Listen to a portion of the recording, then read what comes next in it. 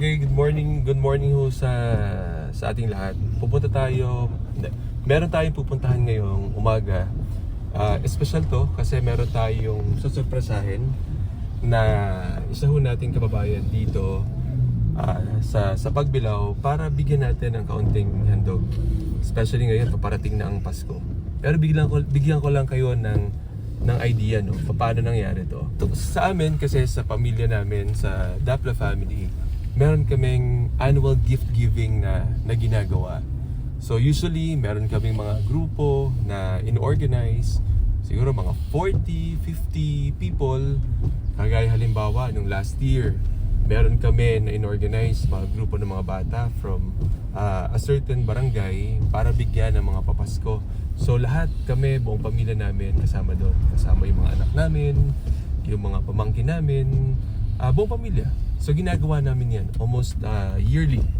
Pero this time, medyo iba yung gagawin namin na Christmas giving, yung gift giving para sa taon na to.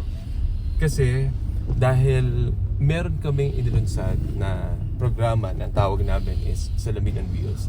So sa pag-ikot namin at saka sa pakikipag-usap doon sa ating mga naging beneficiaries, merong isa na kwento na talagang nakaantig sa puso namin. Kasi ikwento ko lang nung panahon na naghahanap kami ng mga beneficiaries at saka lalo na nung nagpa-raffle kami ng libreng salamin doon sa aking Facebook page, merong isa sa mga nanalo ng libreng salamin na instead na siya yung magpasalamin, ang hiniling niya sa amin yung kanyang pamangkin na lang.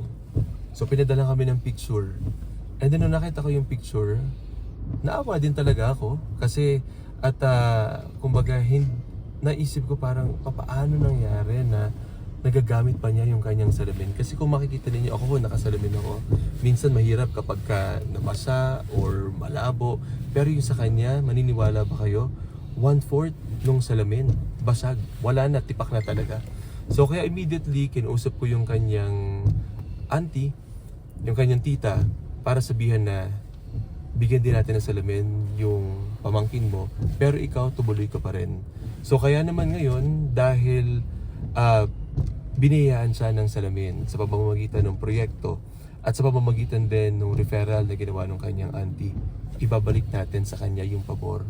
So ngayon, dahil malapit na ang Pasko at dahil ang Pasko ay pagbibigayan, ang tunay na kahulugan ng Pasko ay ang pagbibigayan, minabuti namin na tanungin etong bata na nabigyan natin ng salamin kung ano ang gusto niyang irigalo sa kanyang tita.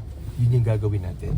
Kaya pupuntahan natin yung kanyang tita para ibigay yung regalo nitong batang ito para sa kanya. So gusto lang natin maibalik yung kabaitan na ipinakita ng kanyang tita sa kanya, pabalik naman sa kanya. Tara, samahan niyo kami.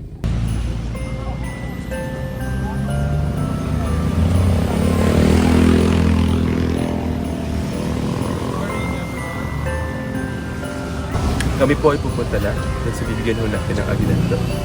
Ano po kami?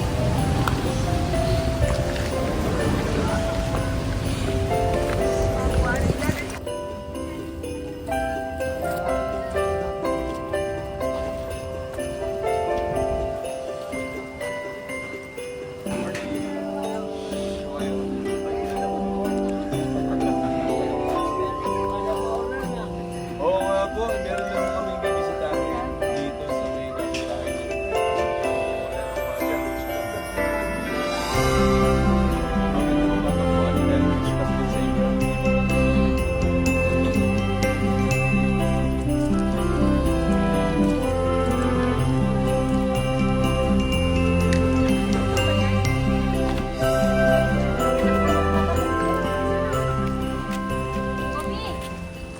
Ganito, pupuntahan natin si Tita Roslyn mo. Diba? Tanda mo? Si Tita Roslyn mo, siya yung humiling sa akin para magkaroon ka ng bagong salamin. So ngayon, dahil Christmas, ibabalik natin yung pabor sa kanya. Ha?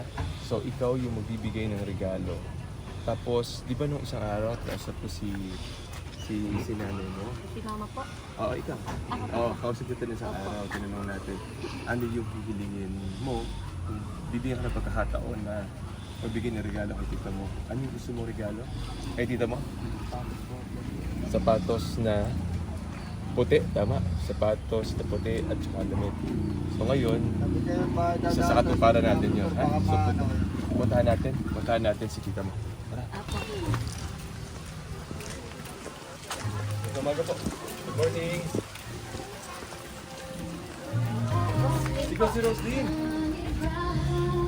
Surprise! Okay. Nandaan pa kami? Opo. Oh, Roslyn. Kasi ngayon, actually, baka nagulat ka, bakit kami andito? Dami natin. Andito kami ngayon, kasama si Kobe at saka si ate Rodeline. Kasi meron silang hiniling para sa'yo. Merong hiniling sa'yo si Kobe kasi kung natatandaan mo, nagpa-raffle ako ng salamin on wheels, diba? Ikaw yung nanalo. Ikaw yung nanalo, pero nung minessage ka namin, sabi mo kay Kobe na lang yung salamin. Kaya sabi ko, ako naman personally, natouch ako dun sa ginawa mo. Kasi sabi ko, kailangan mo ng salamin, pero iniisip mo yung pamangkin mo. Kaya sabi ko, sige, kayo ng dalawa. And then ngayon, naisip namin, dahil panahon ng Kapaskuhan, ibabalik natin yung kabaitan na ipinakita mo. So kaya tinanong namin si Kobe kung ano yung kanyang Christmas gift na gusto ibigay sa'yo, kami natutupad namin.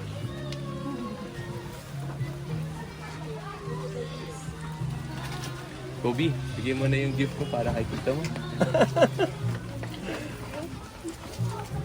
Salamat kuya. Salamat po. Welcome.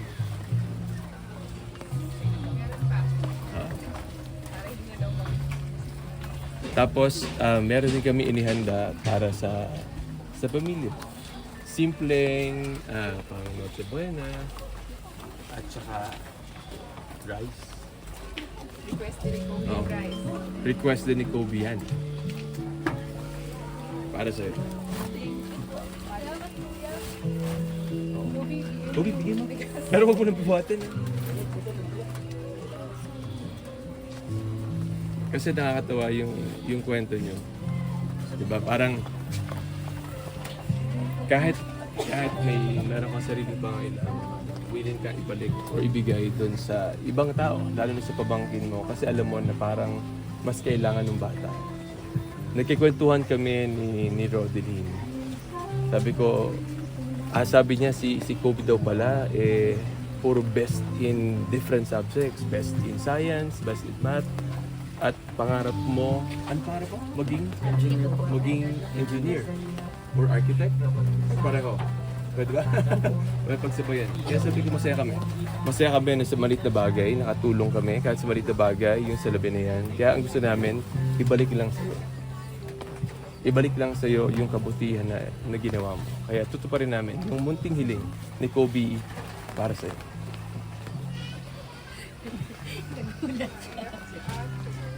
Pabukusan mo doon ng kaano para makita. Yan talaga yung specifically hiningi niya para sa'yo. White shoes at saka damit. Pampasko? And then of course, meron tayo dito. Meron din kami for Noche Buena. Pwede niyo pagsalusulungan ng pamilya.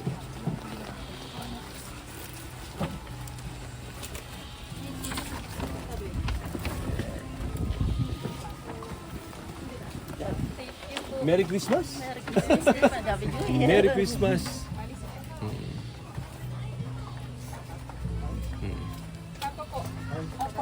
Kasama namin si Coach Alden. Tayo yung magkakasama na ginagawa natin yung programa.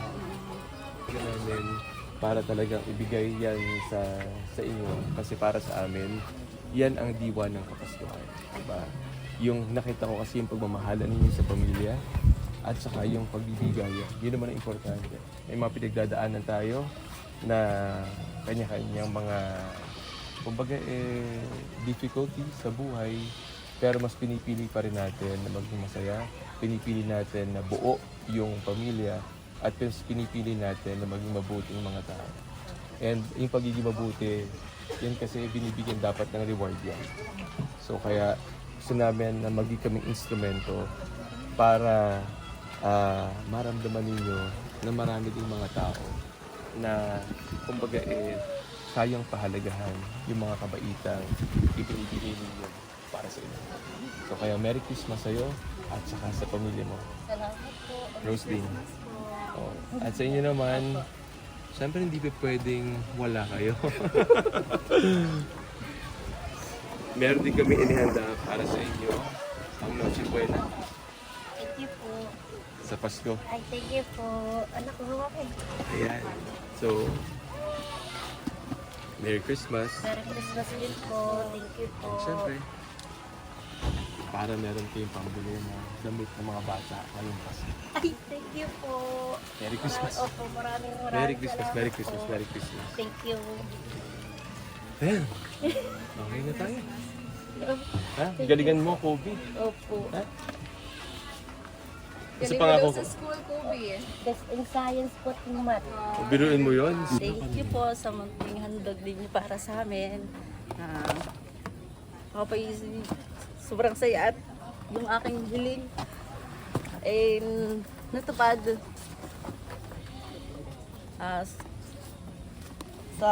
Dito sa binigay niyong pang Noche Buena, Sir Walid, maraming salamat po. Sa inyo po lahat, maraming salamat po. Thank you po sa sa grocery po at salamat din po dahil natupad yung pangarap yung hiling ng aking kapatid na maibigay sa kanya yung kahilingan niya po at marami din po salamat sa pambili ng ng damit ng aking mga bata. Marami po salamat sa iyo, Kuya Wally. Sa inyo po lahat, maraming salamat po. Sobrang saya po.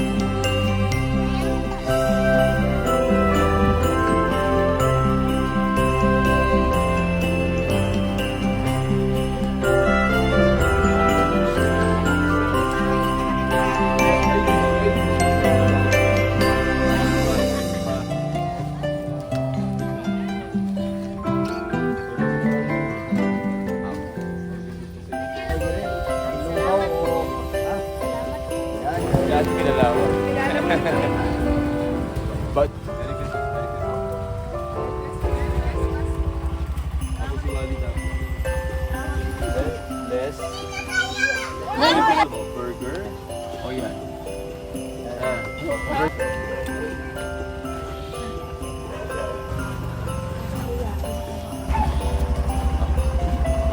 Dok! Thank you po, Kuya Wally. Ano pala?